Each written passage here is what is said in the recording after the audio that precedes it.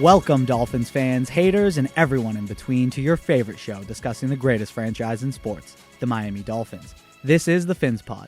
My name is Moose, your host, and we have a great show for you guys today.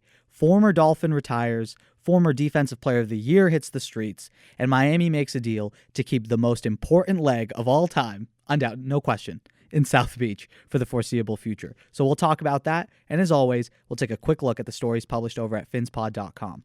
Before we get started, I'd really appreciate it if you could leave a review on Apple Podcasts for the show or wherever it is you listen. It really does help the show out a lot and helps other Dolphins fans find us and join the pod. But without further ado, let's dive in. With the 229th pick in the 2018 NFL Draft, the Miami Dolphins select Jason Sanders, kicker, New Mexico.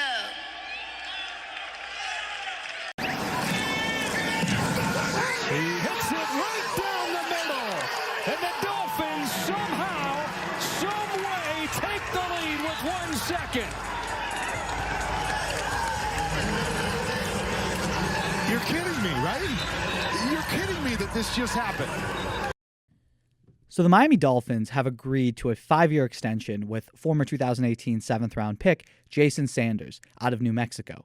The kicker had a hell of a year. Sanders was the most consistent Dolphin on the team, aside from Xavier Howard. He was 36 for 39 on field goals and 36 for 36 on extra points. He missed a total of just 3 kicks all season, and none of them were below 40 yards. So having that in your back pocket, game in, game out, is a luxury, and I think there's a reason that Brian Flores speaks of him so glowingly.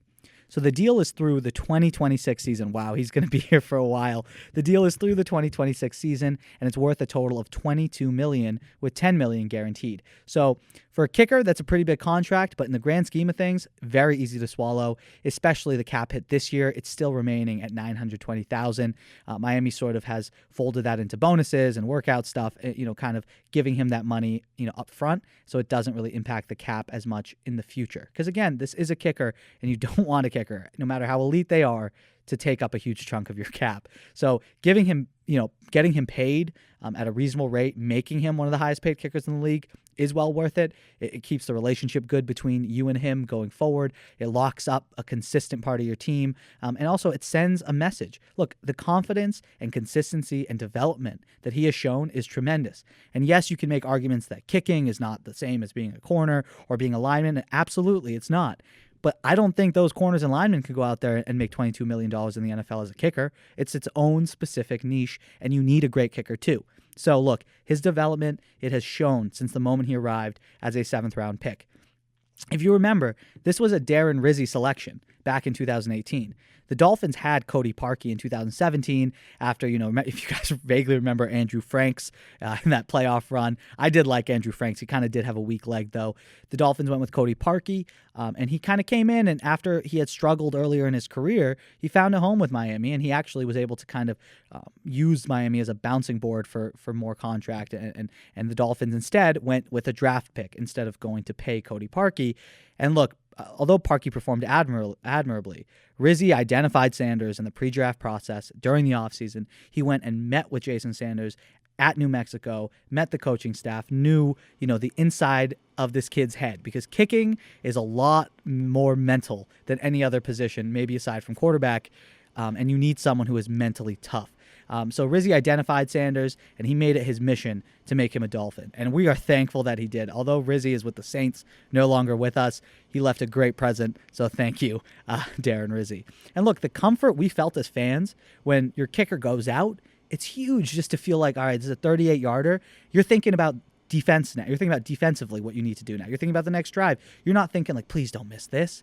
So look, it's huge. And if you don't believe me, just ask some Bears, Bucks, and Vikings fans how they have felt about the kicking position over the years. And overall, this sends a message to the team. This contract extension sends a great message to the overall Dolphins locker room. Work hard, do your job, put out results, get paid. It's great for guys like Jerome Baker, Mike Gesicki, and Christian Wilkins, who are going to be looking to grab a much bigger bag than $22 million over 5 years in just a season or two. The other news we need to get to is the Texans releasing J.J. Watt. Now, this move shows just how dumb the Houston Texans are as a franchise right now under McNair and Jack Easterby. They could have tried to trade him for assets, anything. Instead, they randomly decide to overextend themselves and just let him walk.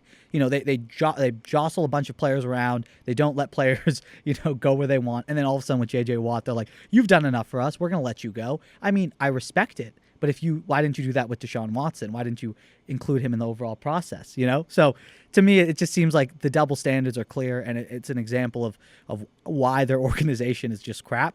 It's just a joke of a franchise. And look, do I think the Dolphins should test the waters on J.J. Watt now that he is available? Absolutely. He's a perfect scheme fit. He can be played on the interior or exterior of the defensive line. He sets the edge like a monster. Not to mention, he still has some chops as a pass rusher. We saw it this season when they beat the Patriots. He played really good. He still has it in him. He would walk in on day one, be our go-to guy, and join the rotation with Emmanuel Ogbah and Shaq Lawson. Miami could do a lot with Watt. Just imagine that defensive line with Emmanuel Ogbah pressuring on one side with Watt on the other, collapsing the pocket, and interior you got Wilkins and Raekwon Davis. Our run defense will shoot up immediately, which is by far the weakest point of our defense, and our ability to create pressure organically should also increase as well. He's a proven leader, great for the community as just a player and a man, and someone who wants to win. These are all great things. Excuse me. Will it happen, though? I strongly doubt it, and there's a reason for that. Although Miami is now in a position as a franchise to appeal to these veterans looking to compete, and that's really nice because before, when veterans got cut and they wanted to go to a team that was a potential contender, they weren't coming to Miami. So the fact that now this is actually a conversation is really nice to hear. But Watt is likely going to want to play for a team with an established quarterback as well as an established playoff pedigree. The Dolphins are just about to do that, right? We were able to make the playoffs this year. We would have done that, but we didn't. We're showing promise, and that's why maybe some veterans who are, not at Watt's level might come to Miami. Might be like, hey, this is a good place to sort of build my career. But for Watt, he might want to go to a place like the Browns or the Ravens or even the Packers, somewhere where he gets to be paid like a top edge guy and also gets that same sort of chance at the Super Bowl. The Dolphins might give him the chance at competing, but he's not going to be paid like a top edge guy for the Dolphins. They're not going to do that for a guy way closer to the end of his career than the beginning. Of course, it would be awesome to see Watt in aqua and orange, but just based on where Miami is right now as a franchise, I don't think JJ fits into their long-term plans, and frankly, I don't even think they need him at this stage to continue to play dominant defense, which is crazy to say, I know, but I don't. I think the Dolphins can find guys in free agency and the draft who can help in the rotation, and they don't need to break the bank to do it or go get some big name. I mean, they did that last year with Emmanuel Ogbah, right? They signed him. Everyone was excited about Shaq Lawson, and look, Ogbah turned out to be the great free agent pickup. So Miami might not need to go for Watt, but it's definitely a conversation that we should entertain in the coming weeks before he finds a home. Former Miami Dolphins first-round pick and the only player worth a damn there for a couple seasons for Miami, Mike Pouncey announced his retirement. I loved Mike Pouncey as a Dolphin. I felt like he brought an attitude to the offensive line, which was much needed back in the early Ryan Tannehill days. And unfortunately, he did struggle with injuries for the Phins throughout his career, after he entered the league from Florida. And he did have to leave the Dolphins for the Chargers. There was clearly some issues with him and Gase. And that was truly unfortunate. But just on behalf of PhinsPod, we just want to wish Mike and his brother Marquise a happy retirement. Thanks for everything that you did for Miami, the community. And although it's not what anyone wanted, obviously when he was drafted back in 2011, the addition of Ryan Tannehill, there was a hope for what could happen. And unfortunately, things didn't work out, but it did bring us to where we are today. And that's with, Tua Tagovailoa, a crap ton of capital and draft picks, and Brian Flores. So we still appreciate the past because it brought us to where we are today. So thank you so much to Mike Pouncey. Loved you as a fan and enjoy retirement. On a much, much sadder note, Vincent Jackson, former Pro Bowl wide receiver for the San Diego Chargers at the time and Tampa Bay Buccaneers, was found dead in a hotel this week. Horrible, horrible to hear. Please tell those around you that you love them and that you're there for them. Life is beautiful, and having football in it makes it all the better, trust me. But tragedies like this still happen, And regardless of the joys in life that we try to find, people are struggling out there and people need help. So try to be that help for people if you can. Try to be the good in the world. I know this sounds cheesy, but if you need that help, please reach out to us at PhinsPod or anyone that you know to talk. I'll be, feel free to reach out to me, Moose, personally, on social media. I'll, happy to talk to you through whatever you're going through, just because it's just an important reminder that these things are very serious, and that we need to be there for each other. So, rest in peace to Vincent Jackson, and our condolences, obviously, to those fan bases and for his family. Yeah, and I think when you see the 38, Mike, that's what really hit you. This guy was so young and had so much of his life yet left, and it's unfortunate whatever happened to Vincent Jackson, but it is a stunner whenever you see somebody this young die at that age. It's just, it's incredible. And, I think most people, even this generation, remembers Vincent Jackson and what he did with the Chargers and the Bucs, and just an outstanding receiver for a long time. Took a little bit to get going in his career, but boy, once he did, Mike, 3-time Pro Bowler, and he was really a good player, a really, really good player. And you just see by the outpouring from everybody in the community how much he meant, especially to that Tampa Bay community, to Mike, and how much good he had done in his life, which I think speaks more to the person than what you do on the field that you're going to be remembered by. And I think it says a lot about Vincent Jackson that's what people are remembering him by today. Every team has one nominee per year for the NFL Walter Payton Man of the Year award. Vincent Jackson arrived in Tampa Bay in 2012. Each of the 4 seasons after that he was with the team, 13, 14, 15, 16, he was the nominee. Think of how quickly you establish your presence from a charitable standpoint. First year there, yeah, it's your first year there. You're not gonna do so much your first year there that you're the Walter Payton NFL Man of the Year nominee. But each of the next 4, that was the individual who received that designation from the Buccaneers organization, and the Buccaneers issued a statement yesterday as well regarding the passing of Vincent Jackson, and there was a flood of tweets from various teammates, executives, etc., who had been with Vincent Jackson. It really wasn't all that long ago. He's remember this Buccaneers team. I remember when Mike Evans was drafted in 2014. Between Evans and Jackson, one of the top receiving duos in the NFL, Shireen, right out of the gates. It was, and you saw, Mike Evans tweet, and I honestly, for a second, forgot that they had played together, because it doesn't seem like Mike Evans is that far into his career, and then you start going back, you're like, boy, Evans has played for a while. I mean, he didn't officially retire till 2018. It was a couple years before that he last played. But, this is a guy who you truly remember of how good he was on the field. I go back, Mike, to the 2007 playoffs when he was with the Chargers. That was the Chargers' best chance with Phillip Rivers to go to the Super Bowl. And it's unfortunate that LaDainian Tomlinson got hurt in the postseason.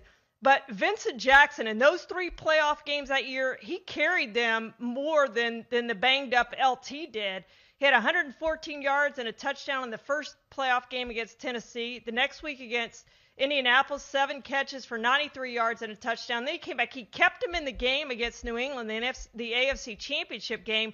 He had 6 catches for 93 yards, and you have that memory of LT standing over there on the sidelines injured with the parka on and the hoodie over his head, and Vincent Jackson was doing everything he could to try to make up for the loss of LT, and just was outstanding in that postseason. And I do remember that run. I covered a couple of those games, and Vincent Jackson was incredible that year in that playoff run. And you think back to 2014, what they had at the skill position, specifically receiver and tight end. The Buccaneers had Mike Evans, first-round pick, 6'5", Vincent Jackson, 6'5", tight end Austin Seferian-Jenkins, who never really worked out, but there was a ton of promise there, 6'5", and the quarterback Mike Glennon was 6'7". They had some very tall guys in that window of time. Now, obviously, Jameis Winston came along in 2015 as a first overall pick in the draft, but I remember now, and the years go by so quickly with the NFL, and every team seems to have a completely different makeup year in and year out, but it kind of comes back to you as you remember it and think through it, that they had those 3 really big targets going into 2014, and Vincent Jackson still had plenty of gas in the tank. still and was a great mentor for a guy like a Mike Evans. And it just wasn't that long ago that Jackson was playing at a high level in the NFL. And we extend our condolences, obviously, to the family, friends, teammates. It just is another tragedy in the broader NFL community. Thank you, guys. That's going to do it for us here today. Thank you for listening. I'm sorry for ending it on that somber note. I just think it was important to sort of talk about what was happening in the NFL, as, you know, you hate to see stuff like that. Other than that, though, I really do hope you enjoyed the episode. Thank you, as always, for tuning in. As we head closer to March, the pod's going to be gearing up for some draft talk and breakdowns, potentially get some guests on the show, as well as have some fun with mock drafts. So subscribe, follow wherever it is you listen, and stay tuned. Please remember, you know, if you do listen on Apple Podcasts, if you could leave a review, that'd be greatly appreciated, just to never miss a chance to chat about your favorite team. The show itself is available on all platforms: Spotify, Apple, and Google Podcasts, Amazon Music, and YouTube. Continue the conversation with us on Twitter and Instagram at PhinsPod, and check out the site for news and content, PhinsPod.com. I hope you have an amazing day, and until next time, stay safe. Love you all.